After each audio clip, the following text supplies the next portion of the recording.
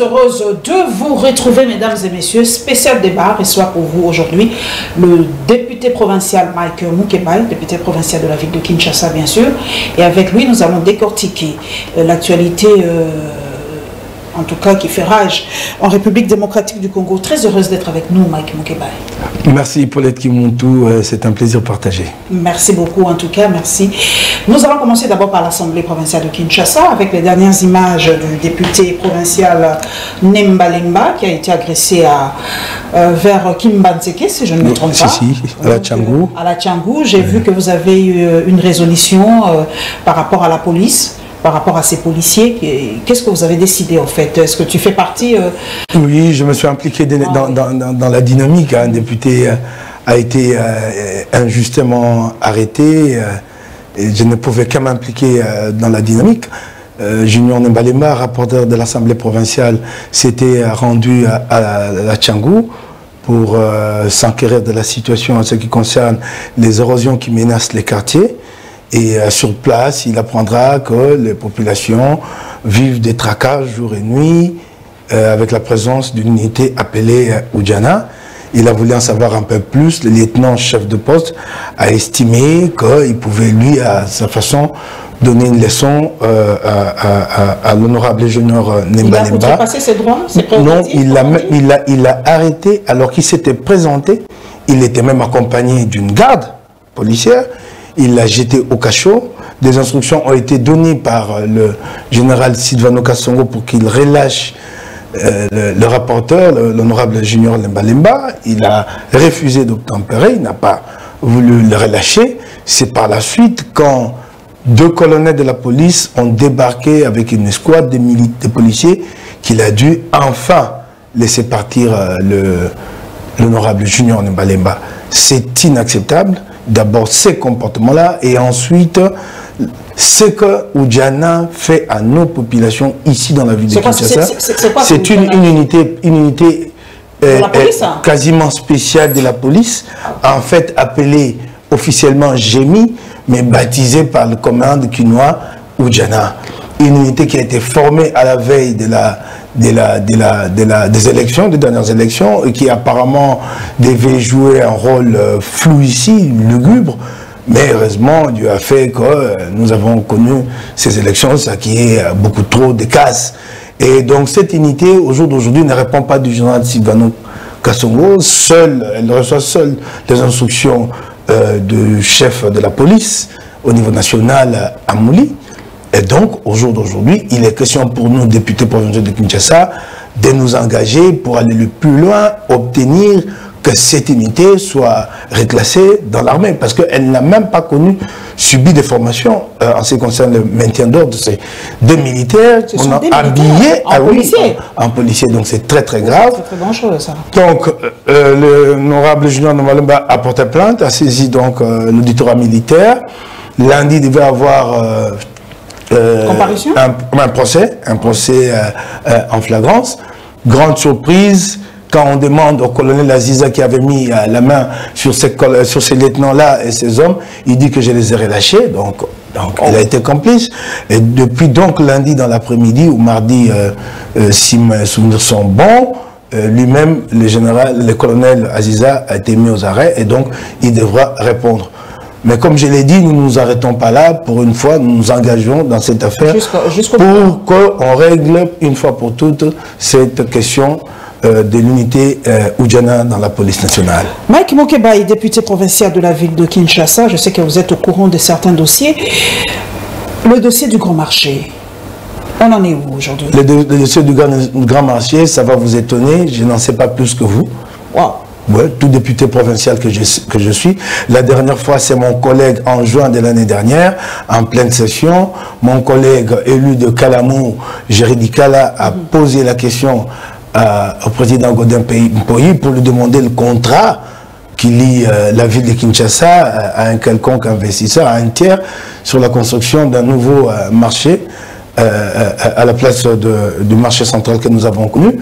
Séance tenante, Godin Mpoyi a imité une lettre et l'a adressée au gouverneur de la ville de Kinshasa et nous n'avons jamais obtenu de réponse. Ça fait aujourd'hui, je crois, combien? 8 mois. Nous n'avons jamais obtenu de réponse.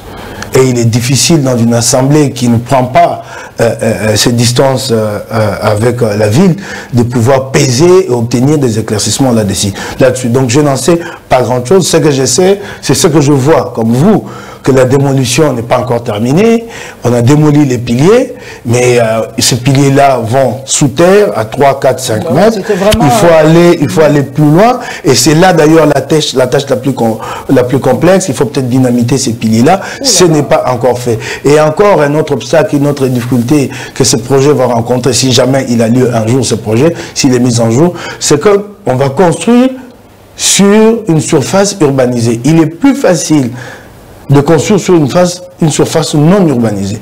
Sur une surface non urbanisée, vous allez rencontrer dans le sous-sol de collecteurs, de tuyaux régie des eaux, des câbles SNEL, OCPT, ainsi de suite.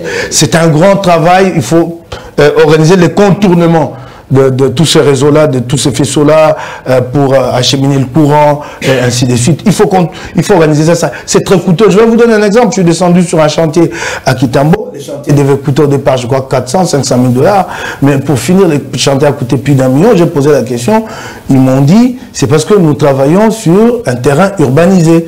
Il y a bien des contournements à réaliser, les caniveaux qui ont été construits, ainsi de suite. Donc c'est encore très compliqué, ces projets-là. Mais comme ça, des sources officieuses, je ne m'avance pas beaucoup, mais je l'ai dit, j'ai appris qu'il y aurait un montage, que la ville verserait à une banque 800 000 $ chaque mois, mensuellement, donc à partir de cette année, pour finalement construire ce marché. Mais je ne vois rien venir. Je ne vois rien venir à ces jours.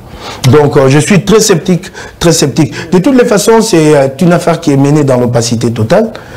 C'est déjà pas très clair. Ça fait 2 ans déjà. Hein. Oui, dans l'opacité totale, l'Assemblée provinciale n'est pas impliquée, elle ne sait rien. Moi, député provincial, je suis au courant de rien. Vous me posez la question ici, je suis ridicule. C'est un peu ça la triste réalité que nous vivons à l'Assemblée provinciale de Kinshasa. La triste réalité. Un fait divers quand même, nous sommes encore dans la ville de Kinshasa, ben, le gouverneur a fait appel à 2 grands influenceurs, entre guillemets, d'Abidjan, Edoxy Yao et Grand P, pour l'opération Kimbo Peto. Ben, beaucoup de gens ne comprennent pas, ils vont nous influencer. Quand vous parlez d'influenceurs, qu'est-ce que ça signifie? Je vois que c'est un nouveau concept aujourd'hui. Oui, je vois que c'est Gentil Ngobila, il est très enclin à recourir à ces influenceurs-là. Il y a quelque temps, j'ai vu qu'il a reçu un groupe de jeunes qui ont été présentés comme des influenceurs. Apparemment, ils n'ont pas assez influencé les Kinois pour que maintenant on aille recourir à Grand P et vous m'appelez Edoxy. On influence les gens dans leur vie au quotidien. C'est la seule façon d'influencer un peuple. Il faut toucher à sa vie. Vous posez des actes qui touchent à la vie du peuple, de la population. Vous l'influencez. Et vous avez son adhésion. Ce n'est pas en faisant de la publicité matin, midi, soir. Les gens ne sont pas naïfs, ils vivent à Kinshasa. Quand vous balayez Gombe et vous dites Kinshasa, vous pète à la télévision, les types de Makala, il est dans les ordures. Quand vous balayez Gombe, vous prenez la station de Zimondis de Guiriguiri, on a de la colise à Kitambo, elle déborde, elle va même jusqu'à empêcher la circulation sur l'avenue, je ne sais pas, Bangala. Mais les Kinois, ils vivent ça au quotidien. Vous allez l'influencer avec quoi? Ça, nous l'avons vécu sur Kabila, on travaillait très peu. L'essentiel des moyens était investi avec Jean-Marie Kassamba dans la publicité, dans la propagande. Qu'est-ce que ça a donné au finish? 0 résultat de course. Les Kinois ne sont pas si naïfs que ça. Faites du travail, une vision, un programme clair, passez à la matérialisation, vous avez les Kinois avec vous. Ces influenceurs qui arrivent produisent plutôt l'effet contraire. C'est une curiosité pour les Kinois de le voir. Et encore, je me demande si le grand public kinois connaît Grand P et Edoxy. C'est toi, c'est vous qui connaissez Edoxy, vous qui allez dans les réseaux sociaux, mais je vous dis, ils ne vont pas influencer la maman de Matadi Kibala, elle n'en sait rien. Elle veut un marché. Elle veut voir ses enfants aller à l'école. C'est cela. D'ailleurs, ça produit l'effet contraire parce que les Kinois disent, tiens, il y a assez d'argent à dépenser ainsi. Ça va coûter combien cette opération? Il peut vous le dire. Cette opération d'image, ça va coûter combien? Combien on va payer à Grand P et Doxy, restauration, hébergement, ainsi de suite. Alors que vous vous plaignez que la ville n'a pas d'argent. Vous en avez pour dépenser dans la publicité. Et la meilleure publicité, si vous voulez faire de la publicité Le premier atout publicitaire d'un produit, c'est sa propre qualité. Ça, tous les marketeurs le savent. Si vous n'avez pas un produit de bonne qualité, ça ne sert à rien de dépenser de l'argent. Il n'y a pas de produit de qualité à vendre à Kinshasa. Qu'est-ce que vous allez vendre, en fait, en réalité? Qu'est-ce que Jean-Denis Ngobila va vendre, en réalité? Rien. Rien à vendre. Mike Moukébaye, vous étiez à Lubumbashi, j'ai vu les images, et les gens m'ont dit, de vous poser cette question, j'y vais droit au but. Est-ce que la réconciliation avec Daniel Safou est-elle une réconciliation des cœurs, une réconciliation de façade? Ou on vous a imposé cela par Moïse Katumbi? Vous me voyez moi, Kébaye me faire imposer quelque chose, vous me voyez moi, si je n'y crois pas, j'ai accompli un pas, ce désir de réconciliation frémissait en moi, et je pense qu'il frémissait aussi chez Daniel, tout autant que chez Francis Kalombo. Plus d'une fois, j'ai été interpellé par le mien, qui se sentait embarrassé de cette inimitié entre Daniel Safou et moi. Et coïncidence, quand nous arrivons à Bumbashi, il y a les mêmes frémissements chez les leaders de mon parti, Chairperson 2023, Moïse Katumbi Chakwe. On dit, ok, ça y est, on peut se mettre autour d'une table, partager un repas, et pourquoi pas se réconcilier. C'est ce qui a été fait. Moi, plutôt, j'appelle les gens à voir le côté positif de la chose. Et de nous encourager à aller de l'avant. Nous avons décidé de tourner une page. Elle a été tournée. Je ne dis pas que nous sommes des saints pour préjuger que demain, nous ne connaîtrons pas peut-être d'autres petits conflits entre nous. Non. Sûrement qu'il y aura quelques bisbilles, c'est humain dans une famille, mais au moins nous avons tiré des leçons. Désormais, s'il y a un problème, nous le réglons en famille, comme on dit, les linges, ça se lave en famille. C'est cela la leçon que nous avons tirée les uns les autres, c'est clair. Ce siège de Lubumbashi, c'est vraiment un siège 5 étoiles, on a vu les images magnifiques, et les gens disent, voilà, c'est l'image que veut lancer Moïse Katumbi pour le nouveau Congo. Les gens disent, regardez les sièges de Ensemble, et c'est ça. Alors moi, il y a un commentaire d'un ami, lui, il m'a écrit, et il m'a dit, waouh, c'est comme le quartier général d'une entreprise multinationale, c'est pas Vodacom. Là, j'ai dit, non, ben, écoutez, ne regardez pas les gigantismes de ces sièges-là. Les gigantismes, oui, mais il n'y a pas que le matériel. Il y a une dimension de Katumbi que les gens éludent dans ces gigantismes-là. C'est la foi d'un homme, la foi d'un parti politique dans l'avenir. L'avenir du parti Ensemble et l'avenir du Congo. Donc vous le mettez dans du béton, vous le mettez dans du matériel dur, dans du matériau dur, pour dire nous y croyons, nous irons jusqu'au bout. C'est ce côté immatériel, atemporel qu'il faut voir. Ce Congo dont nous rêvons tous ensemble. On dit voici notre foi. Parce que vous savez, donc vous ne pouvez pas convaincre les gens avec l'immatériel, vous le concrétisez, vous montrez aux gens. Mais pourvu que ces gens-là aient assez d'intuition pour voir la dimension immatérielle, cette foi, cette projection du Congo. La foi sans les œuvres, comme l'a dit le Seigneur. Dans les 5 ans, dans les 10 années à venir. C'est un peu aussi pour dire aux Congolais, voilà ce que nous ferons du Congo ensemble avec vous. Je ne suis pas en campagne, on va m'apaiser.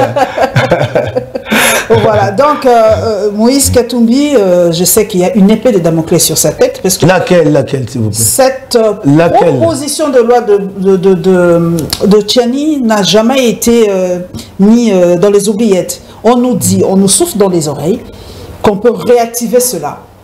Si cela continue et s'il osait toujours allons-y, à bomber le torse et à se prévaloir comme le prochain, comme vous le dites. Allons-y. On peut faire ressortir cette épée-là. Allons-y. Alors, si c'est un épouvantail, et que nous savons tous maintenant que c'est un épouvantail, nous n'y prêtons plus attention, c'est un épouvantail. Vous savez, les épouvantails, vous trouvez les épouvantails dans les champs, non? Vous savez ce que c'est les épouvantails? On le met dans des champs sous forme d'êtres humains. C'est un peu pour faire peur aux oiseaux, à certains parasites, ainsi de suite. C'est un épouvantail. Mais alors l'épouvantail, on le brandit là face à un oiseau qui vient se nourrir là. Mais ici, c'est face à des humains. Donc, deux gens réfléchis qui ont fini par comprendre que c'était un épouvantail. Nous, on n'en fait plus cas. Nous, on n'en parle plus. Si ceux qui sont à l'initiative de cette loi se rendent compte, se disent bien que le Congo leur appartient, ils n'ont qu'à l'amener à l'Assemblée nationale. Qu'est-ce qu'il leur retient? Moi, je n'en fais pas cas. Aucun cas. Je sais qu'elle ne passera pas point bas. Il y a trop de sensibilité autour de cette question. Nous avons souffert, avant de régler la question des nationalités, ici, il y a eu beaucoup de conflits. Les Bouagnemoulengue ont pris des armes. Et un jour, nous nous sommes retrouvés à Sainte-City et un compromis a été trouvé avec la bénédiction de la communauté internationale. Elle est très regardante sur la question. Et quand ce compromis est trouvé, Moïse Katumbi n'est pas à Sainte-City. Moïse Katumbi n'a pas pris part au dialogue intercongolais. Son frère, 20 ans déjà, hein, KTB Katoto. Ce compromis a été conclu sans Moïse. C'est un compromis national. Moïse n'a pas influencé la confection de ce compromis. Il a été trouvé, on dit, pour vivre en paix, voilà à ce que nous nous convenons. Comme des gens sensés. Et puis, au jour d'aujourd'hui, il se trouve qu'il y a certains qui sont au pouvoir, qui veulent s'y maintenir éternellement. Alors, il faut écarter ceux qui sont pris comme les challengers les plus sérieux. En tout cas, celui qui est pris comme les challengers les plus sérieux. Laissez-le faire. Laissez-les faire, vous allez voir que ça va ouvrir la boîte à Pandore. Moi, je n'analyse plus, moi, je ne parle plus de cette affaire-là. Savez-vous qu'au moment où nous parlons, les Banyamulenge sont stigmatisés, pourchassés et tués? Ces débats que vous faites sur les Banyamulenge, quand on dit qu'ils ne sont pas congolais, je les trouve ridicules. Vous parlez d'immigration, que non, c'est un peuple d'immigration, il est venu en 1940, 1930, chacun y va avec sa date. Ok, je vous les concède, vous les radicaux. D'accord. Mais maintenant, là, la constitution congolaise ne reconnaît-elle pas le droit de sol? Quand vous allez chez les Banyamulenge, si vous décidez de le recenser, la grande majorité de cette population, c'est ceux qui sont nés sur le sol congolais. On a le droit de sol, nous. Ils ont le droit de sol. Alors quand vous dites que les Banyamulenge ne sont pas congolais, ceux qui ont le droit de sol, qu'est-ce que vous en faites? Ceux qui sont majoritaires, ceux qui sont nés à partir de 60. Voyez-vous que c'est un débat qui n'a pas de sens. Autant que celui-là. Alors moi, je n'en parle presque plus. J'attends que ceux qui ont décidé d'ouvrir la boîte à Pandore passent à l'acte. Mike Mokebaï, le bilan, vous êtes député provincial, il y a des membres d'ensemble dans le gouvernement et le SG Kabouya a dit eh ben, que vous le voulez ou pas, vous allez partager le bilan en 2023. Parce que vous faites partie de ce gouvernement, donc pas de faux fuyants. Si ça réussit, vous êtes ensemble. Je ne sais pas comment ça va se passer si le SG Kabouya viendra nous enchaîner, je ne sais pas. Je ne sais pas comment ça va se passer. Moi, je vais me retrouver devant des Congolais. Je vais, moi, dire que ces bilans, ceux qui sont censés supposer le défendre, c'est eux. Je ne sais pas quand il dit, vous allez le partager. Je ne sais pas. Il faudra nous mettre une laisse alors au cou. Il y a des membres d'ensemble dans le gouvernement. Ils vont, ceux-là, eux, ils vont le partager avec l'UDPS. Pas nous. Comment ça? Mais c'est clair. Mais vous avez au jour d'aujourd'hui nos représentants au gouvernement qui vous disent clairement et publiquement, ils disent en 2023, j'appelle les Congolais à soutenir le président Tshisekedi comme candidat président. Nous les avons envoyés au gouvernement pour ça. Là, vous parlez de Christophe Lutundu. Ah ben ouais, voilà, donc c'est la rupture. Mais il n'a pas dit ça. Moi, je considère... Il a simplement dit que le président Tshisekedi a le droit, reconnu par la Constitution, de se représenter en 2023. Il n'a pas dit qu'il allait le soutenir. Ben, attends. Vous voyez vraiment bien l'allusion au soutien à la candidature. Il est là.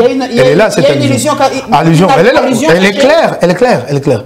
Moi, à mon point de vue, ce que j'ai dit ici, ce n'est pas la position de la hiérarchie de mon parti. Ma position que j'assume, je considère que nous sommes depuis en rupture. Avec ceux qui sont dans le gouvernement ou oui. Et que c'est à eux d'assumer avec l'UDPS les bilans. Vous me demandez à moi d'assumer RAM, la taxe RAM? C'est hold up, au grand jour, à ciel ouvert. On a pris de l'argent aux Congolais. Je n'ai pas arrêté de dénoncer. Et ils se sont entêtés jusqu'au hier ou avant-hier. Ils ont continué à prélever RAM, même aux enfants qui légalement sont sous tutelle, n'ont pas de revenus. Ils ont été frappés. Mon propre fils de 11 ans. Vous trouvez ça juste? Et vous me demandez à moi de me dresser devant le Congolais, de dire bravo RAM. Et voilà à quoi a servi l'argent. C'est cela ce que vous me demandez, c'est cela ce qu'Augustin Kabouya me demande. Et au jour d'aujourd'hui, on supprime RAM. Oui, mais ce n'est pas fini. Comment vous gardez encore l'ARPTC? On doit supprimer ça aussi? Ben écoutez, le président de la République est irresponsable sur le plan de la gestion. Qui gère? C'est le Premier ministre, qui en répond d'ailleurs devant l'Assemblée nationale. Comment vous pouvez rattacher à la présidence de la République, au président de la République, soyons beaucoup plus précis, une structure qui rapporte de l'argent? Qui en répondra alors le moment venu s'il y a des comptes à rendre? Vous savez dans quelles circonstances cette structure a été créée? C'est Joseph Kabila, voyant venir le partage 1+4 et que le ministère des PTT, comme nous l'appelions à l'époque, allait basculer dans le panier RCD, on a extrait, on a enlevé à l'OCPT tout ce qui avait des jutés. licence télévision, fréquence télévision, licence pour les opérateurs télécoms, le code 243, pour créer une structure et donc confier ces produits-là à cette structure-là. Quand Félix Tshisekedi arrive au pouvoir, moi je m'attendais à ce qu'il restitue la PTC à l'exécutif, il n'a pas fait. Et vous me demandez à moi... On est en train de créer que des agences aujourd'hui. Ben oui, ben oui. Le ministre en a signé encore un autre. Alors vous me demandez, il y a une agence ici qui s'appelle ANAPI, Agence nationale de promotion d'investissement, mais ça ne suffit pas, on crée une agence de promotion d'investissement pour l'extérieur. Mais l'ANAPI travaille pour l'interne ou pour l'extérieur. Elle va chercher les investisseurs. Vous me demandez à moi de partager ce bilan-là. On se réveille un matin, comme des amateurs, je ne dis pas que ce sont des amateurs, en tout cas comme des amateurs, on passe commande de Chanchar à la Namibie, les conditions vous sont présentées sur la table, vous voyez bien les conditions, vous payez 6 millions de dollars. Et après, vous mettez à la recherche des bateaux de pêche, des chalutiers, vous ne trouvez pas, les pays perdent et les poissons et les 6 millions de dollars, vous me demandez à moi d'aller défendre ça devant. Vous vous imaginez un peu, c'est ça, c'est que Augustin Kabouya me demande de porter. Et les ministres restent en place, on ne lui demande pas de compte. D'ailleurs, on essaie même de les sauver. On va acheter chez un particulier un peu de poisson à 1 million de dollars. Ouais, grande publicité dans les réseaux sociaux. Et nous n'avons vu que ce poisson qui est dans les réseaux sociaux, sur le marché, si on n'a rien vu. Et le ministre, là, il est en place, il a fait perdre au pays. Il est d'ensemble. Il est de la FDC. 6 millions de dollars, il n'est pas sanctionné. Quel laxisme de la part du régime Union Sacrée. Il n'est pas sanctionné. C'est une faute lourde. Au minimum, il démissionne, les ministres. Mais pourquoi le ministre Ensemble... Pourquoi vous allez me demander à moi? Pourquoi les ministres de Ensemble ne veulent pas quitter ce gouvernement? Mais allez-y, leur poser la question.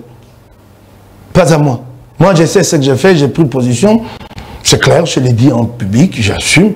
Je ne fais pas partie de l'Union Sacrée, mon parti ici, mais s'il y a parlé au niveau de mon parti de l'Union Sacrée, moi je me retire. Et vous savez quelle est la position du Chairperson 2023 sur l'Union Sacrée? Elle est claire. Oui, l'Union Sacrée, mais pas à n'importe quel prix. Pas pour soutenir n'importe quoi. Et chaque fois que ça dérive, nous prenons position, comme nous avons pris position contre la taxe RAM, et aujourd'hui elle a été supprimée. Quoi, ils voulaient quoi, qu'on leur applaudisse? Le voyage raté, entre guillemets, du roi des Belges, qu'est-ce que ça vous inspire? Ben non, c'est une excuse pour lui. Pour lui, il n'a pas voulu faire le déplacement, le pays n'est pas... Ben écoutez, le roi de Belgique ne gouverne pas, il règne. Il a le temps de se déplacer, même s'il y a crise en Ukraine. C'est pas lui qui porte cette crise-là, c'est le Premier ministre. Il ne gouverne pas. Il a le temps de venir au Congo. Le pays n'est pas simplement fréquentable. Les signaux qui ont été envoyés depuis 3 ans ne rassurent pas la communauté internationale. Quand même là, hein. Ah oui, hein, vous connaissez la Turquie, vous savez ce qu'elle est. Elle ne regarde pas aux droits de l'homme, elle ne regarde pas la bonne gouvernance. Elle-même, elle n'est pas un modèle en quoi que ce soit. C'est ça la Turquie, un peu comme la Chine, quoi. C'est ça. La Belgique n'a pas voulu ces déplacements puisque le régime n'est pas fréquentable. Il n'est pas fréquentable en matière de droits de l'homme, en matière de bonne gouvernance. Mais ils ont des représentants ici. Ils sont au courant de tout ce qui s'est fait. C'est du tournement à répétition. C'est querelle entre le ministre des Finances et le président de la CENI. C'est le CIDI a dit, il y a eu décaissement. Celui a dit non. Qu'est-ce que vous pouvez comprendre? Une cacophonie au niveau plus élevé de l'État. Ben alors, le pays n'est pas fréquentable. Il n'est pas, c'est clair. Et aujourd'hui, nous, comme nous sommes à l'extérieur, nous restons... Heureusement que ce n'est pas Mouzito et Fayoul qui ont créé ces conditions-là. C'est eux-mêmes qui les ont créées. La guerre de l'Ukraine, est-ce que ça a un impact sur l'Afrique, cette guerre-là? Parce qu'on a aujourd'hui l'impression, Mike Moukebaï, que beaucoup d'Africains soutiennent Poutine, parce qu'ils disent que voilà, il ne fait que protéger son pays face à l'invasion de l'OTAN, parce qu'ils ont signé des traités à l'époque que l'OTAN ne pouvait pas dépasser certaines bornes, qu'aujourd'hui ça ne va pas. Pour vous, cette guerre, ça nous concerne, nous, ou pas? Ça nous concerne. Nous sommes impliqués dans la géopolitique mondiale. Ces superpuissances-là, elles ont une grande influence sur chacun des États africains. Selon que vous prenez position pour tel ou tel autre camp, vous vous mettez en condition pour aller plus loin avec celui-ci ou tel autre. Je vous dis officiellement que la RDC a pris position contre Moscou. Hein. J'encourage...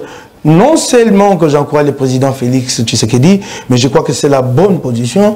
La Russie n'a pas beaucoup d'influence à travers le monde, sauf peut-être à protéger ses propres frontières et ses voisins qui lui sont proches. Elle n'a pas beaucoup d'influence. Vous ne pouvez pas en faire un allié stratégique. Si vous voulez avancer dans le monde aujourd'hui, faites-vous des États-Unis l'allié stratégique. À la limite, la Chine, mais pas la Russie. Voilà, je voulais le tweet de Stani Boujakera. 141 pays dont la RDC exige que Moscou cesse son offensive en Ukraine. 5 pays s'opposent à cette résolution, 35 pays s'abstiennent, dont la Chine et plusieurs autres pays africains. Donc, c'est par rapport... Et d'ailleurs, je vais revenir sur cette question. C'est en tout cas...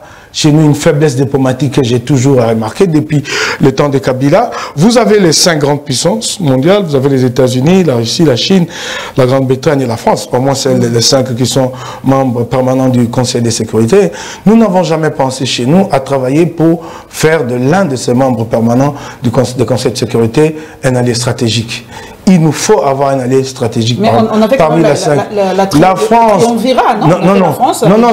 Non. Il vous faut d'abord avoir un allié stratégique à vous.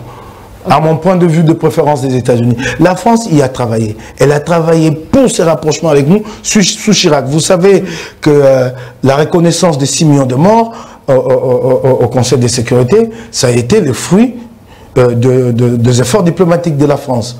Finalement, le monde a reconnu qu'il y avait 6 millions de morts, même si par ailleurs, nous-mêmes, nous n'avons pas capitalisé cette reconnaissance-là. Il n'y a aucun mémorial ici pour reconnaître, commémorer. Et on ne commémore même pas ça. C'était déjà comme ça du temps de Joseph Kabila. Félix Tshisekedi est arrivé. Il est indifférent à ces moments historiques importants. La France y a travaillé, mais Kabila n'a pas saisi la perche qui lui était tendue. Regardez même au moment où Chirac quitte la France, quitte la présidence, il organise le plus grand sommet avec le plus grand chef d'État africain, un sommet d'adieu. Kabila ne fait pas le déplacement à l'époque. Il délègue Vital Kamerhe. Et vous savez que Jacques Chirac s'était plaint. Il dit, avec tout ce que j'ai fait pour votre pays, le président Kabila ne fait pas le déplacement pour me dire au revoir. Vous savez, au-delà de tout, ces chefs d'État sont humains. Ils ont des sentiments et l'affect comme vous et moi. Il faut savoir jouer avec tous ces éléments-là. Donc nous n'avons jamais travaillé à avoir un allié stratégique. Il faut nous y mettre. Il faut nous y mettre. Et donc, cet allié stratégique... Mais aujourd'hui, nous avons comme les États-Unis, non? Quand je vois les propos... Ce n'est pas un allié... Mike Hammer Ce n'est pas un allié stratégique à proprement parler. Ce sont les États-Unis qui se sont dit les Congos représentent un gros intérêt. Il faut y travailler. Il y a eu un rapprochement à travers un accord qui a été signé, mais nous n'avons pas, nous, consolidé ces réchauffements. Nous ne l'avons pas consolidé. Vous ne les consolidez pas seulement à aller dire votre loyauté aux États-Unis. Vous le consolidez à travailler à la bonne gouvernance. Vous le consolidez à travailler au respect des droits de l'homme. Posez-moi la question, les droits de l'homme sont dans quel état ici? De gens qui se déplacent, qui quittent leur maison, qui arrivent à l'aéroport pour prendre un vol, sont empêchés d'embarquer sans qu'il y ait une décision judiciaire, ni moins encore administrative. Les cas Matata Mpogno, je m'interroge s'il ne s'agit pas maintenant d'un différent personnel entre lui et le sommet de l'État. À chaque fois, non, vous ne vous déplacez pas. Mais il n'y a pas de poursuite en ce moment contre Matata Mpogno. En ce moment, en tout cas. Au plus haut niveau de la justice congolaise, la Cour de cassation, la Cour constitutionnelle, il a été établi que la loi congolaise ne permette pas de poursuivre un ancien président, un ancien premier ministre, dans le cadre des actes posés dans l'exercice de ses fonctions. Point barre, on s'est arrêté là. Mais on l'empêche à ses jours de quitter le pays. Là, cette fois-là, il devait faire le déplacement à l'interne. On brandit le règlement intérieur de l'Assemblée du Sénat, que je trouve pas à propos. Pour que quelqu'un, un parlementaire, se déplace d'une province à une autre, il doit brandir une autorisation de sortie. Pourquoi? Oui, autorisation de sortie, puisque Matata prend le vol à l'aéroport de Njin. Et si il se rend à Lumbashi, là, mais par route, à quel poste d'immigration il va présenter l'autorisation de sortie? Dites-moi, quel poste d'immigration il y a entre Kinshasa et Lumbashi par route? S'il doit se déplacer d'ici à Matadi, où est le poste? Ben, cette disposition-là n'a pas de place, n'a pas sa place. Elle est insensée. Si c'est des places pour une mission officielle, tant mieux. Mais dans un pays, il n'existe pas de frontières internes pour que je vous dise pourquoi je me déplace. Je me déplace quand je veux, où je veux, à quelques exceptions près. Les militaires, il faut une feuille de route tout à fait normale. C'est connu, c'est comme ça les dispositions réglementaires chez les militaires. Mais pas un député, pas un parlementaire. J'ai fait plusieurs déplacements. Moi, là, je viens de Lumbashi. On vous a pas emmerdé à l'aéroport, permettez l'expression. Non, je n'ai pas besoin d'une autorisation de sortie. Mais je prends cet exemple. Si j'y allais par route, montrez-moi les postes d'immigration où je vais me présenter avec l'autorisation de sortie. Montrez-le-moi. Nous allons... C'est insensé. J'appelle Bahati Lukwebo au sens de la responsabilité. C'est inimaginable, inacceptable. Autant que plus d'une fois, comment Jean-Marc Aboun, je n'étais pas ici, je l'ai appris, finalement il a quitté le pays. Plus d'une fois, il a été renvoyé de l'aéroport, sans qu'on lui brandisse une décision de justice, sur base d'un appel téléphonique. Il est ici devant nous. Non, il ne voyage pas. Et à ces stades-là, à ces niveaux-là, quelle est la différence avec le régime Kabila? Aucune, hein, selon une certaine opinion. Dommage. Nous rentrons maintenant, vraiment chez nous maintenant, nous prenons le dossier de la Constitution. Mike Moukeba, vous êtes à l'Assemblée provinciale, député national. Qu'est-ce qu'on reproche pratiquement à cette Constitution? Je ne sais pas. Qu'est-ce qu'on veut changer? Je ne sais pas. Tout changer. D'abord, je vais dire à ces professeurs-là qui pensent qu'il est le plus brillant des Congolais, qu'il n'impressionne personne. Personne. Je le lui dis. On a connu de grands constitutionnalistes ici, Djello, ainsi de suite, on en a vu. Il n'est pas le premier, moi ça ne m'impressionne pas. Je ne vois pas ce que lui dit de novateur par rapport à tous ces brillants des esprits qui ont quitté la terre des hommes. Il ne m'impressionne pas, je le lui dis. Je ne vois pas ce qu'il m'a appris, au-delà de ce que je savais déjà, avec les autres. Je commence par le lui dire. Je sais qu'il est passé à mettre dans la science sans conscience. Pour ça, j'applaudis. Merci, ça t'est fort. Et je ne savais pas qu'il était aussi bas, ces professeurs-là, que les gens qu'il critiquait hier. Aussi bas, je le dis. Donc aujourd'hui, que c'est son camp qui est au pouvoir. Je ne savais pas que c'était un courtisan à ce point. Je pensais avoir affaire à un scientifique qui pouvait prendre la distance avec les faits et donner des avis scientifiques. C'est un courtisan, même pas un partisan, courtisan. Le mot est fort, hein? Courtisan, ce professeur-là. Je ne savais pas.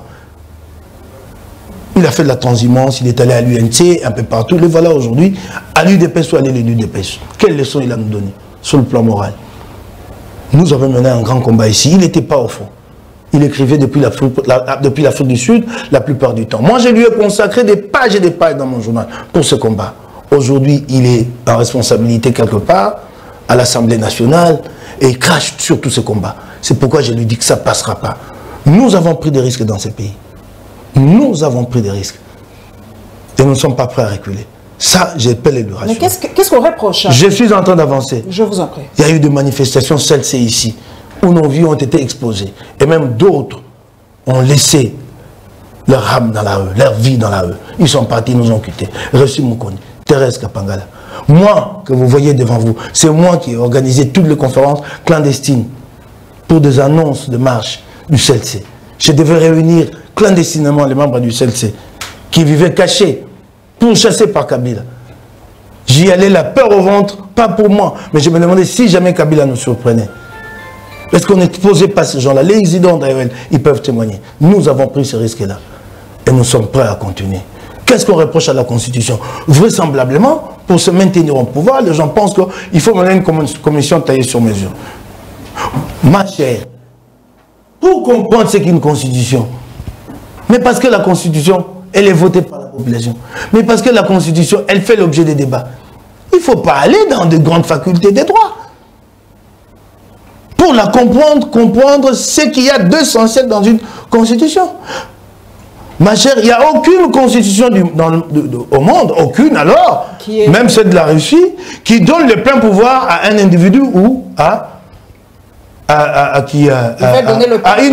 une institution. Les principes, peut-être, je peux concéder pour la Russie et la Chine dans une certaine mesure, mais une constitution démocratique est basée sur le principe du pouvoir qui arrête le pouvoir. Même si vous allez dans le présidentialisme, si le président de la République se retrouve face à une majorité qui n'est pas la sienne, il y aura des problèmes. L'idée, la doctrine, les fondements de la démocratie, c'est la recherche perpétuelle du compromis entre les institutions, notamment les institutions politiques, à part peut-être la justice qui, elle, table sur des textes et c'est vraiment clair. Mais de l'autre côté, c'est la recherche perpétuelle. Aux États-Unis, plus d'une fois, vous n'avez pas vu de crise. Le président américain amène son projet de budget, il arrive, la majorité n'est pas à lui bloquée, et on arrive à des shutdowns qui bloquent tout l'appareil étatique aux États-Unis. Les systèmes que nous connaissons au jour d'aujourd'hui, il a ses imperfections, il a ses avantages, comme n'importe quel autre système. C'est maintenant les maniements de l'homme qui fait d'un système un système excellent. Ce n'est pas les systèmes en soi. Aucune constitution ne règle tout en elle-même. C'est aux hommes d'y mettre de l'intelligence pour savoir arbitrer devant les situations. Donc ce n'est pas en nous amenant le présidentialisme que Tshisekedi pourra dormir tranquillement sur son laurier et dire toute décision que je prendrai passerait. Ah non, c'est pas évident. Parce que vous aurez de l'autre côté l'Assemblée nationale, les Sénats, vous allez avoir les assemblées provinciales. Vous savez que les assemblées provinciales ont beaucoup de pouvoir. Et ces pouvoirs-là, au jour d'aujourd'hui, sont presque bafoués à cause de l'arbitraire du ministre de l'Intérieur. Par exemple, quand il retient un gouverneur longtemps ici, il n'en a pas le pouvoir. Comme Liège. Il ne peut pas. Il ne peut pas. Un élu, quand tu les retiens, et tu tires ces pouvoirs-là pour le retenir.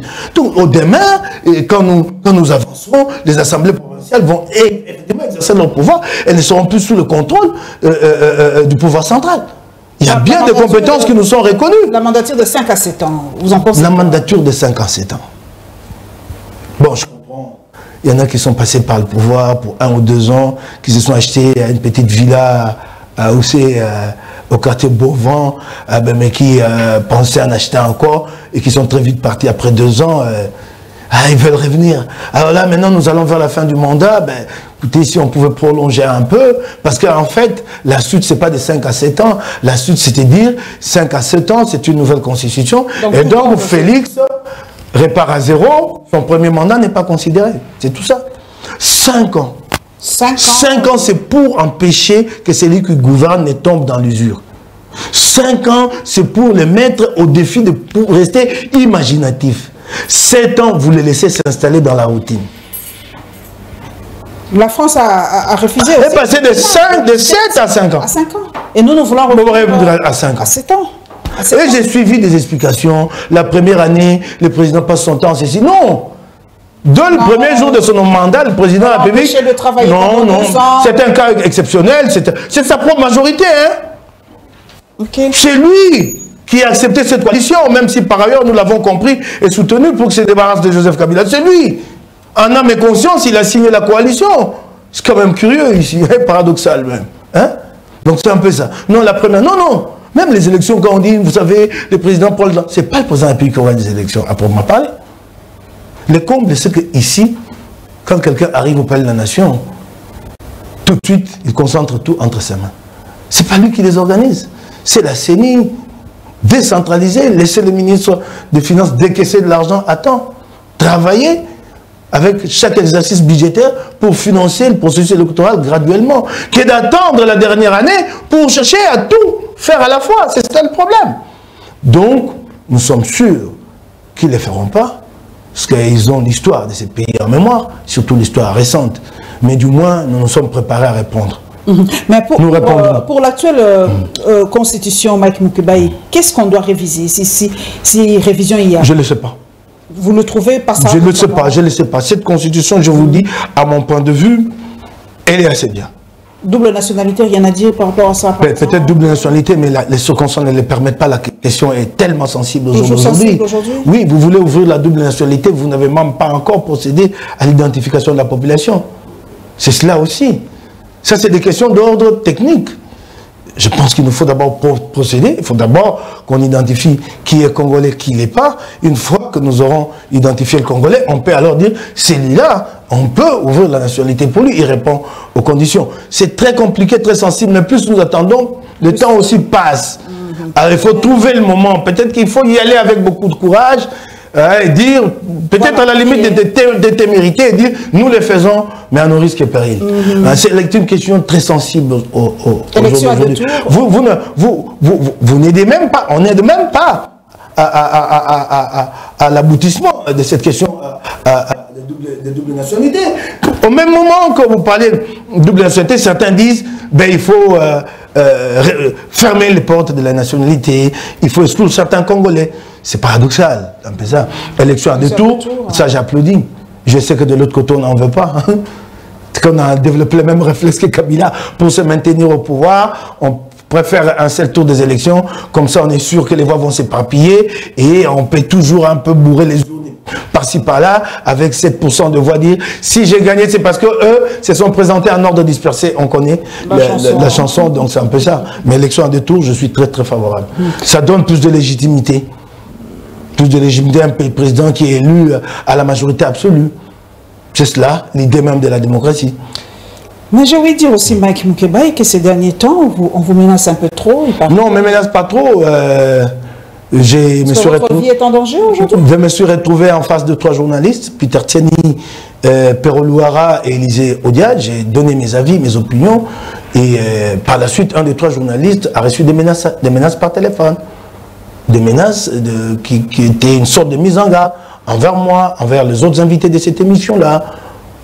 Ben alors j'ai tout de suite répondu, j'ai dit que j'étais préparé à ces menaces-là, je leur ai proposé 3 hypothèses. La première hypothèse, c'est qu'ils pouvaient m'appeler moi-même s'ils étaient courageux, s'ils sont des hommes. La deuxième hypothèse, c'est que comme ils sont au pouvoir et qu'ils en abusent à l'image du régime Kabila, ils peuvent me renvoyer en prison. Je ne saurais pas me défendre. J'irai, je purgerai ma peine et je sortirai, je poursuivrai mon combat. La troisième, la pire des hypothèses, parce qu'il y a eu une allusion dans ce sens-là, d'une balle dans la tête. J'ai dit oui, mentalement, je suis préparé. Vraiment? Bah oui. Ah oui, ça je te l'ai dit. Mentalement, je suis préparé. Tu sais, quand tu mènes un combat comme celui-ci en République démocratique du Congo, où tu vois les autres rester sur le carreau, tu te dis que ça peut m'arriver aussi, non? Tu es préparé, non? Qui savait que ces jours-là, Rossi allait trouver la mort? Il l'a trouvé. Je suis préparé mentalement. Et puis, je ne suis qu'un être humain. Et s'accroche au pouvoir parce que c'est des jouisseurs. Ils veulent construire, ils veulent avoir les plus belles voitures. Ça n'a jamais été, moi, mon truc. J'ai vu ma petite vie, tranquille, mange mon bon doux. Je suis très heureux comme ça. Donc, je suis mentalement préparé. Ça, je peux les assurer. Mentalement. Et encore, je vais te dire, ce qui est formidable quand quelqu'un meurt, c'est que lui, il ne sait pas qu'il est mort. Si je pense à ma mort, là où ça me fait mal, c'est plus pour les autres. Mes enfants, ils sont encore tout petits, ma femme, c'est tout. Mais moi, je serais parti. Et parti pour de bon. Je suis qu'un être humain, un maillon d'une longue chaîne. Nous sommes 7 milliards, plus de 7 milliards d'individus. Mais je suis qu'un seul maillon dans cette chaîne-là. J'aime bien leurs prétentions à eux. Mais ça va finir, ça va s'arrêter un de ces 4 matins. Ça, je peux vous assurer, je leur ai dit. Et je leur ai dit aujourd'hui en les regardant en face. Le 3. C'est pas eux qui vont me menacer. Vous comprenez? Ça ne m'émeut pas. Mais je suis là. Vous savez, un combat comme celui-ci, quand vous vous y engagez, c'est que où vous y engagez, vous n'y allez pas. Mais il ne faut pas de demi-mesure. Vous ne faites pas de demi-mesure. C'est ça à quoi moi j'ai été préparé, comme d'autres. Vous savez, Rossi avait presque prophétisé sur sa mort. Il avait dit quoi? Que nous allons décorer ton sol avec notre sang. Donc il savait que ça pouvait lui arriver. Et ça lui est arrivé. Dernière question. On dit en politique, Mike Moukebaye, que les alliances se font, ils se défont, ils se refont et tout ça. Pour 2023, est-ce qu'on va ressusciter la Mouka avec Martin Fayoulou, Moïse Katumbi, Jean-Pierre Bemba et les autres? Ou comment ça va se passer? Est-ce que vous avez une idée des prochaines nouvelles L'attitude de Félix Tshisekedi va conduire à une ou à des alliances inattendues. Ça, je peux le rassurer. Contre nature, comme c'est... J'ai dit des alliances inattendues. Je l'ai bien dit. Son attitude nous conduira à des alliances inattendues pour sauver le Congo. Comme l'a dit Mobutu aussi, il faut faire alliance avec le diable pour sauver le pays. Je sais ce que j'ai dit. Lisez entre les mots et allez au-delà des mots. Merci Mike Moukebaye, merci beaucoup. Merci en tout cas d'être passé chez nous et d'avoir donné votre point de vue. Ce qui m'a vraiment marqué, il a dit qu'il n'est qu'un maillon dans cette chaîne qu'est l'univers.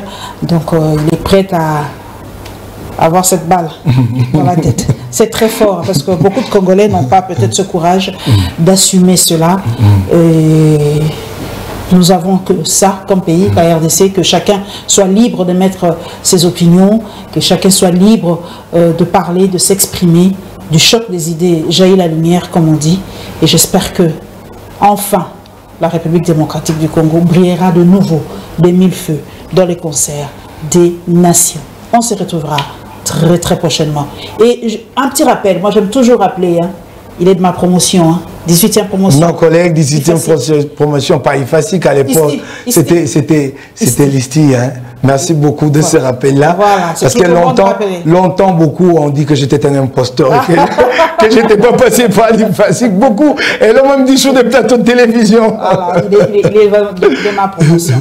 Merci et à la prochaine.